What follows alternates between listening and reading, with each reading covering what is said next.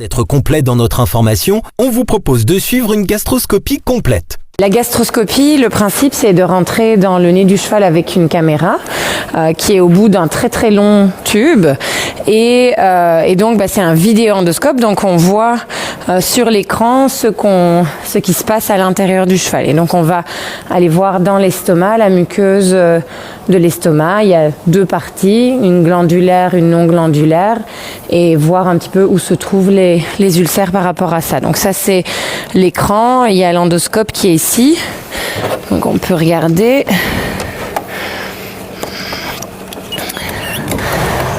Donc l'estomac est à peu près à 2 mètres du bout du nez. Donc on a un long tuyau. Ici il fait 3,30 mètres. On peut avoir jusqu'à 3,50 mètres.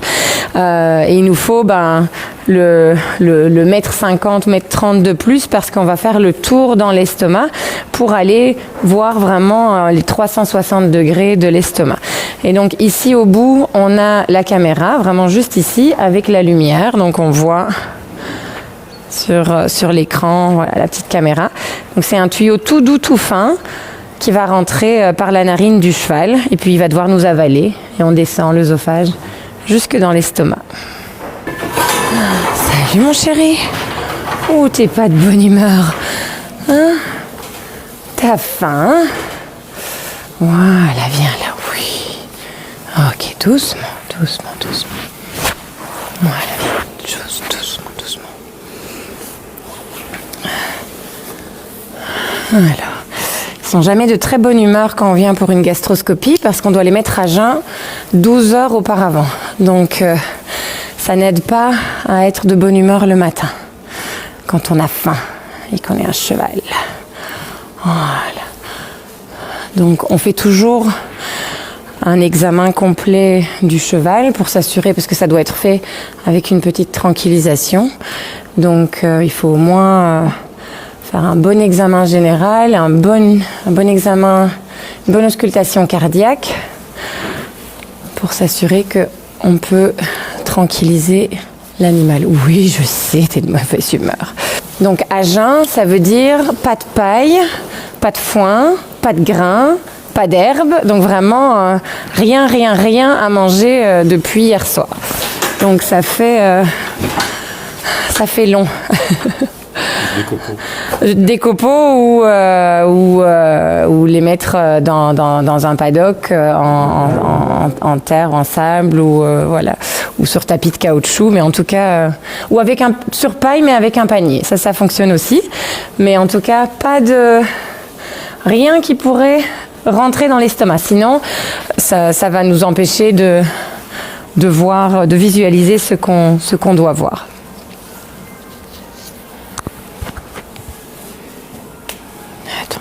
Doucement. Pour faire l'examen, il faut tranquilliser le cheval. C'est généralement une sédation assez légère, généralement moins fort que quand on doit râper les dents. Donc c'est quelque chose d'assez bien toléré. Ça dure entre 45 minutes et 1 heure de durée de sédation. Et donc ça veut dire que 1 heure après l'examen, le cheval est réveillé et peut remanger. Donc c'est une légère sédation qui dure à peu près entre 45 minutes et 1 heure. Donc c'est moins lourd comme sédation qu'un râpage de dents. On va lui faire écouter les petits bruits, comme ça on fait ça graduellement et tout doucement. Alors, ça c'est le système de nettoyage de la lentille et de la caméra. Bon, mais ça c'est parfait. Très bien. Ok, donc une main sur le chanfrein. Et c'est parti. 1, 2, 3, voilà. Donc, chez le cheval, on est obligé de passer par le nez et pas par la bouche pour aller dans l'estomac. Ça peut paraître bizarre, mais c'est à cause de la forme de leur voile du palais. Hop, chou, doucement. Donc, on arrive dans sa gorge. Voilà. Donc, les petites manettes ici, c'est pour diriger l'image. Donc ici, on est dans sa gorge, on voit l'épiglotte, l'entrée de la trachée, les 2 cartilages aryténoïdes et l'entrée de l'œsophage qui est fermée en fait au-dessus, à l'intersection des aryténoïdes. Donc l'œsophage, c'est un tuyau qui est fermé, sinon il ferait de l'aérophagie tout le temps. Donc on va forcer l'entrée en l'obligeant à déglutir. 1, 2, 3, hop, voilà. Il a avalé, donc c'est super doux. Et on descend. Alors quand on descend, on ne voit rien, c'est pas très intéressant, parce que comme je l'ai dit, l'œsophage, il est fermé sur lui-même. Donc de temps en temps, j'appuie et j'envoie un petit peu d'air pour dilater l'œsophage, et comme ça, hop, je peux passer un peu plus bas. Et on le regardera en ressortant, parce qu'en sortant, on aura gonflé l'estomac avec de l'air, et donc on verra notre œsophage. Donc on descend à 2 mètres dans le cheval, et voilà, donc 2 mètres ici, on a la preuve. Et quand on arrive à 2 mètres, et on est au niveau du cardia. Hop, ça c'est lui qui m'envoie un peu de salive. Si la muqueuse nasale est un petit peu sensible, comme aujourd'hui il fait très froid, ça peut provoquer des petits saignements. Donc ici on est rentré dans l'estomac, et ce qu'on voit, c'est la partie rose pâle ici, blanchâtre, c'est la partie qu'on appelle la partie non glandulaire. Et dans le fond, on voit la partie foncée, qui est la partie glandulaire, et on voit même l'endoscope. Donc en fait, on a fait 180 degrés, même 360 degrés, et on voit l'endoscope qui rentre dans l'estomac. Et les petites zones plus foncées, c'est des petites particules alimentaires qu'on voit qui sont encore collées à la muqueuse de l'estomac. Donc ici, voilà, on fait un zoom, on voit différemment. Donc la partie ici, c'est la partie glandulaire, donc la partie vraiment qui digère. La partie rose pâle, c'est la partie non glandulaire. Et la jonction entre les deux, on appelle ça la margoplicatus, et c'est ce qui nous intéresse le plus, parce que les ulcères, ils se mettent préférentiellement autour de la margoplicatus. Pour obtenir cet état de l'estomac, il faut vraiment 12 heures de jeûne, et on comprend pourquoi il faut que l'estomac soit si vide, parce que si toute cette portion rose foncé était remplie de paille, de grains, d'herbes, de foin, on ne verrait que la portion rose pâle, et on ne verrait pas la jonction qui est vraiment la portion la plus importante dans les ulcères non glandulaires. Donc ici on a fait le tour, on se voit à sortir de l'œsophage ici, ça s'appelle le cardia, et c'est aussi une zone très très importante, c'est une zone où préférentiellement aussi les ulcères aiment bien se mettre, ça s'appelle la petite courbure. Donc nous c'est très important de bien visualiser cet endroit-là aussi. Alors le pylore, on n'est pas toujours capable de rentrer dans le pylore.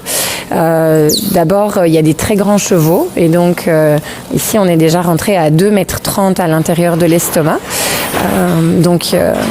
C'est des chevaux de vraiment grand gabarit, on peut vraiment ne pas y arriver. Ensuite, parfois la forme de l'estomac ou le remplissage de l'estomac fait qu'on n'est pas capable d'y arriver. Voilà, mais ici on y est. Voilà, alors le trou qu'on voit ici, c'est l'entrée de l'intestin grêle. Et on voit ce qu'on disait, les bonnes contractions de l'estomac.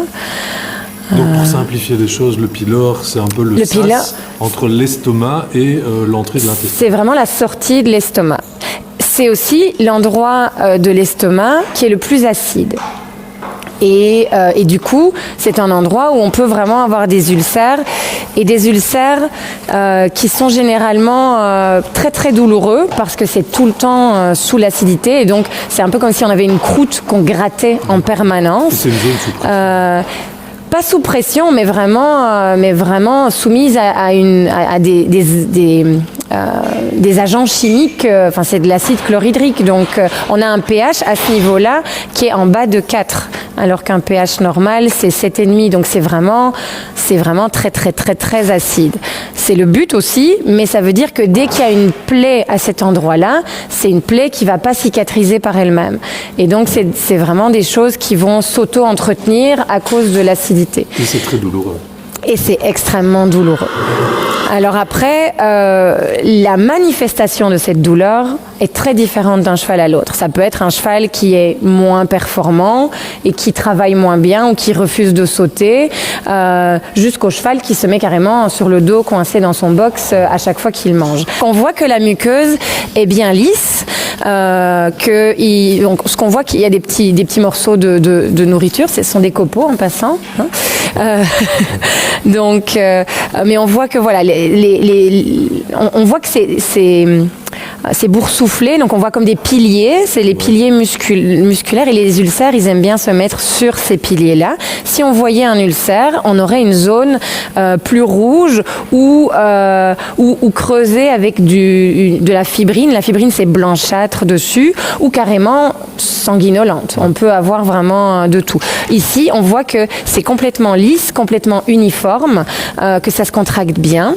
On voit aussi parfois dans les ulcères en fait une hypertrophie de la muqueuse, donc un pilier qui fait comme une grosse bulle, et c'est vraiment de l'œdème dans la muqueuse. Donc ça, on voit aussi parfois, mais ici c'est vraiment très très bien. Dans son cas, l'estomac est vraiment beau, pas d'ulcère, ni dans la partie glandulaire qu'on est en train de regarder ici avec le pylore, ni dans la partie non glandulaire. Ça, c'était la partie rose pâle du début. Alors ça, c'est ce qu'on aimerait voir chez tous les chevaux, évidemment.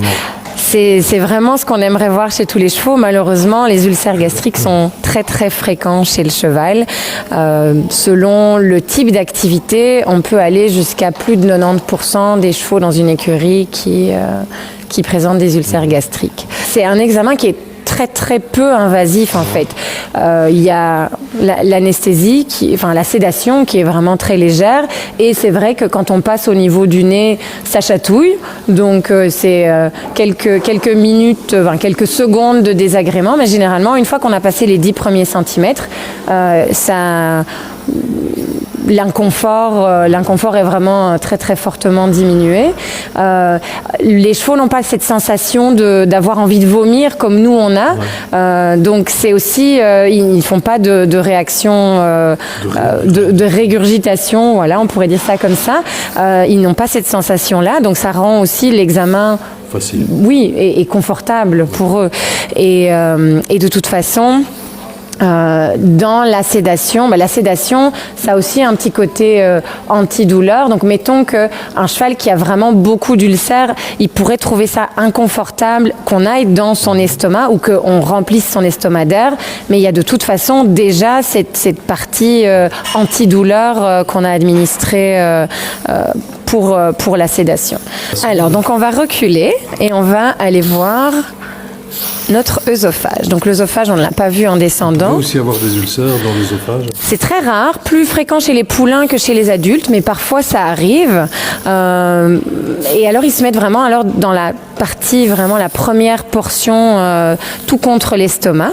Mais ce qu'on regarde aussi dans l'œsophage, c'est sa forme.